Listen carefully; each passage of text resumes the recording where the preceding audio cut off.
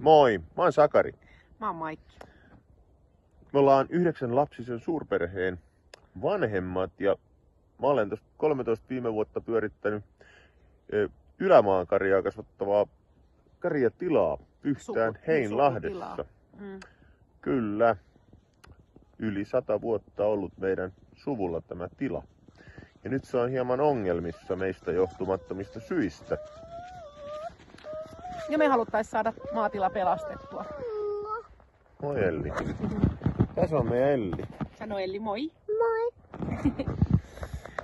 Me haluttais pyörittää perheen kanssa semmoista vähän niin kuin uuden ajan maatilaa, missä olisi monenlaista muutakin palvelua kuin vaan se lihantuotanto. Me haluttais järjestää siellä tapahtumia, retkiä, matkailutoimintaa, eläinten rapsuttelua, kursseja, luentoja. Ja sitten mä haluaisin sinne pihalle pienen lähitilapuodin, missä myytäisiin paikallisia tuotteita. Meidän tietysti oman sen lihanmyynnin lisäksi, niin siellä olisi vaikka ryynejä ja just hunajaa meillä onkin ja meillä on paikallisia pesuaineita ja sitten tulisi vielä käsitöitä ja mahdollisesti muutakin ruokatuotteita siitä läheltä. Ja jotta me saataisiin tämä maatila pelastettua ja mahdollisuus lähteä rakentamaan sitä meidän unelmien maatilaa, mikä olisi myös sunkin unelma toivottavasti. Niin no kaikkihan tykkää kauniista maaseudusta, jossa on elämää ja ruoantuotantoa.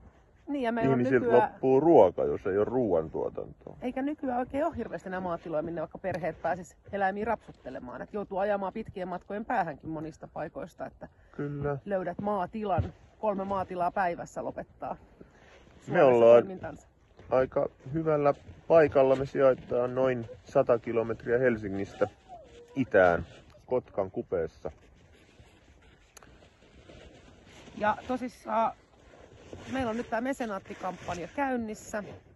Lähde mukaan tukemaan meidän Pelasta maatila-projektia ja saat hienoja vastineita, kun tuet kampanjaa. Ja sitten tulevaisuudessa sä pääset meidän kanssa sinne nauttimaan siitä vaaleanpunaisen tammen maatilatoiminnasta. Kyllä.